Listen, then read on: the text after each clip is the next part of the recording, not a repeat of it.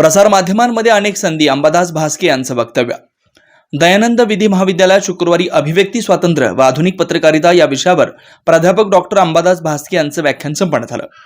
या कार्यक्रमाच्या अध्यक्षस्थानी प्राध्यापक डॉक्टर सोनाली गायकवाड होत्या.